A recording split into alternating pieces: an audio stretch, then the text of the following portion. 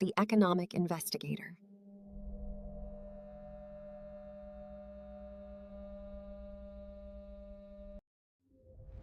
Presents.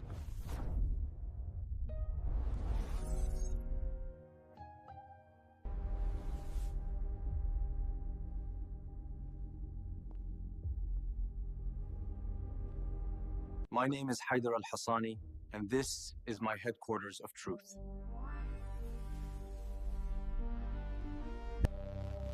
For years, I worked as a digital forensic investigator, hunting crimes hidden in data. I learned to follow tiny traces, a packet here, a suspicious click there.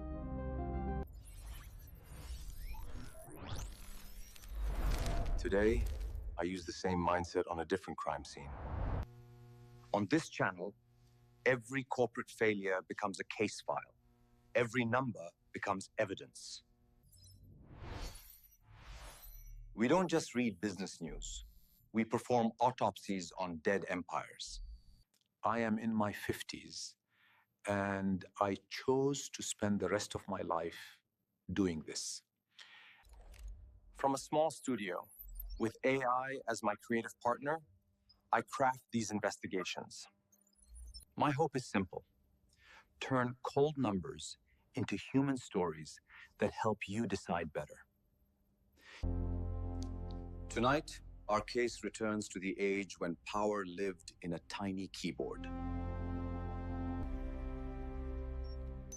This little machine separated serious executives from everyone else in the building. BlackBerry meant security, nonstop email, and status. If it vibrated, you mattered. For a brief moment, they owned the very definition of the smartphone itself. But definitions can change overnight, especially when someone redraws the entire screen.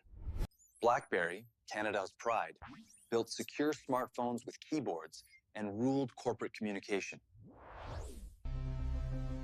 At their peak, they controlled huge portions of the smartphone market and earned billions. Then a glass iPhone appeared, quietly questioning every physical key BlackBerry worshipped. This duel is about addiction to past success and fear of unfamiliar change.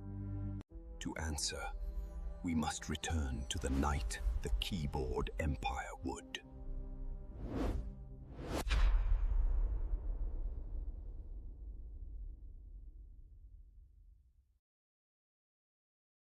The fall was inevitable. But before we witness the collapse, we must understand the height of the throne.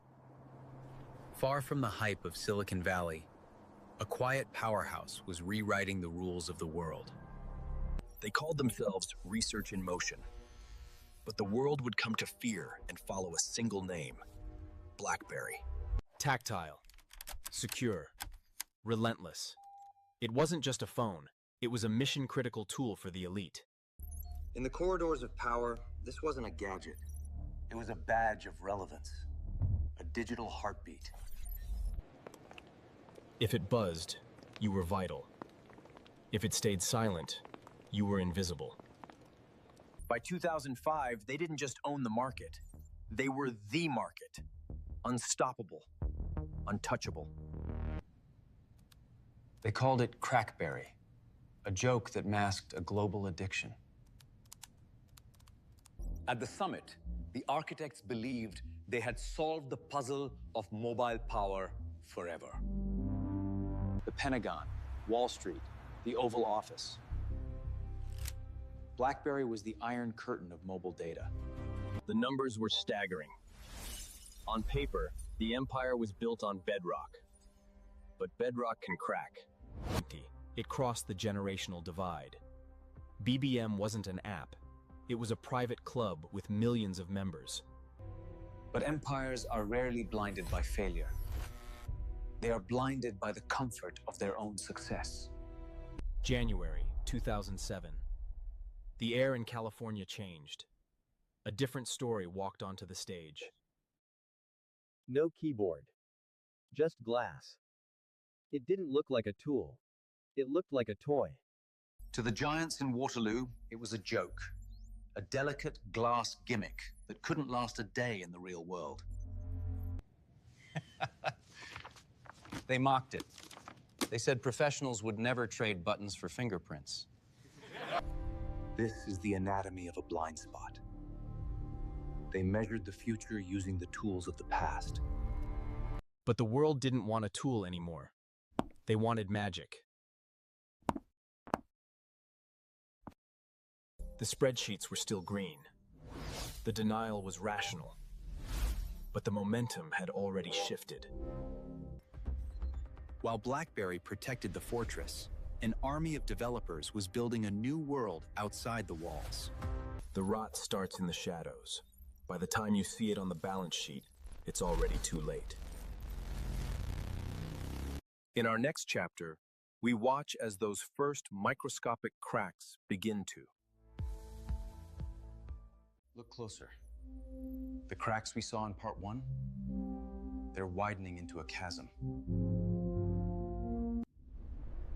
At first, the fall felt gentle, a curve the boardroom chose to ignore. BlackBerry defined itself by work, but the new world? It was defining itself by life. Users wanted to swipe, to breathe, to touch. Suddenly, the keyboard felt like a cage.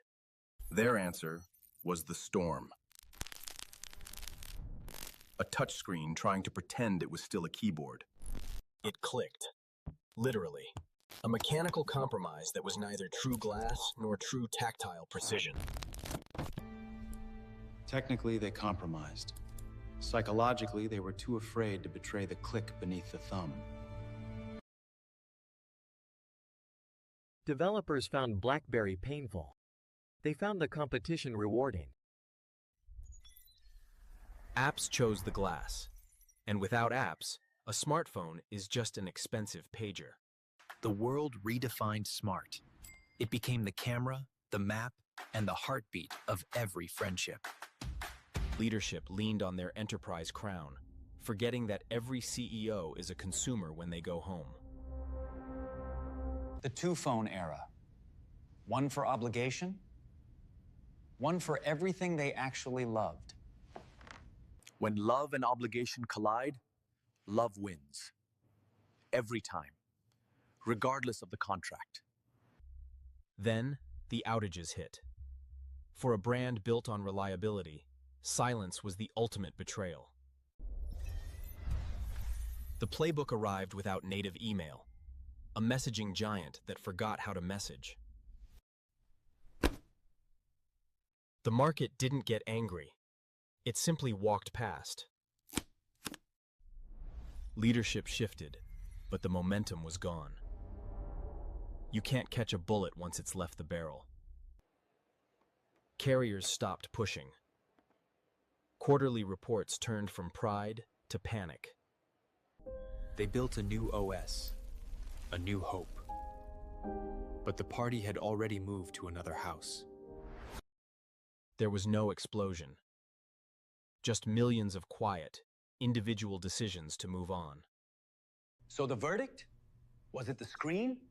Or was it a mindset that refused to see the future until it was already the past? They protected the keyboard. They should have protected the user. This has been a case from the Economic Investigator. I am Hayder Al-Hasani. The file is closed. The numbers change, but the story never lies.